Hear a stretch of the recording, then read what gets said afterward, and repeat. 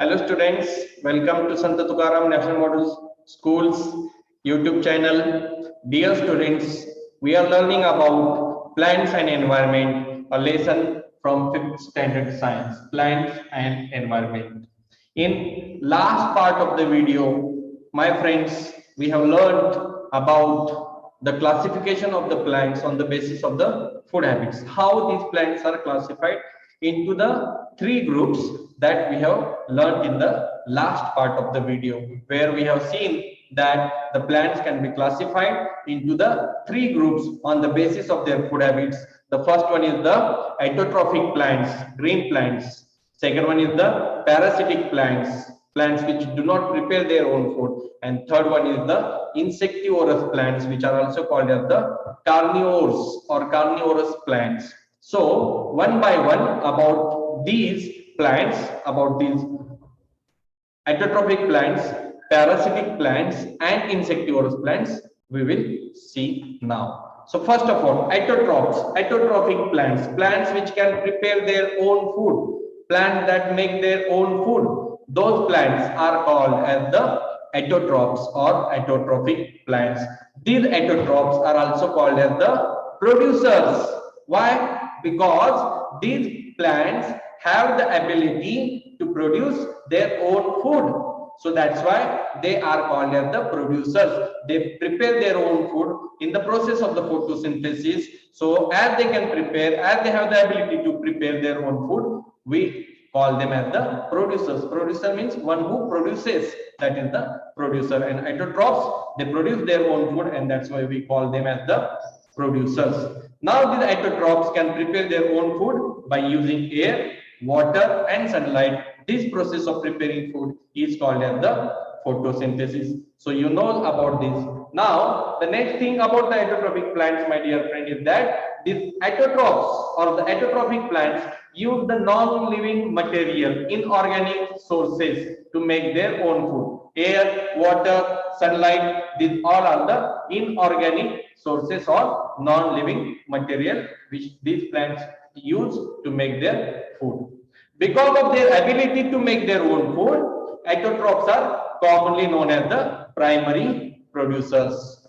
Now, these plants, dear students, these plants include both terrestrial and the aquatic plants. Here you can see the photosynthesis process, how these plants make use of the inorganic substances like light, oxygen, carbon dioxide, and prepare their own food. So these plants, autotrophic plants, terrestrial plant can prepare its own food, as well as the aquatic plants also can prepare its own food. The next is the parasitic plants, plants which depend on other plants to get their food, to get their nutrients. Those plants are called as the parasitic plants. Okay, so some plants are there like the sandalwood. These plants, they cannot prepare their own food. From where do these plants get the food? They get or they absorb the water and nutrients from the roots of other plants.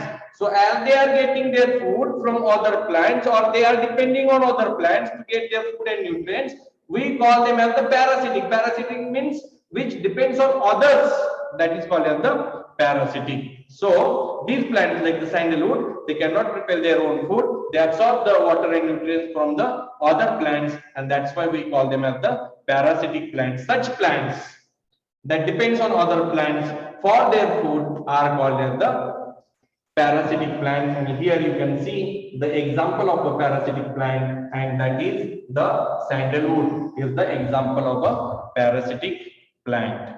Some plants, one more way we can define the parasitic plants, some plants cannot produce their own food. So these plants have to depend on other plants to get their nutrients, and that's why we call them as the parasitic plant. They cannot prepare their own food because of the absence of the chlorophyll in them. The green plants, autotrophic plants, they have the chlorophyll in them, and that's why these plants can prepare their own food. But these plants, these parasitic plants like sandalwood, they cannot prepare their own food because of the absence of the chlorophyll, and that's why they get their food nutrients from the roots of the other plants, and that's why only we call them as the parasitic plants.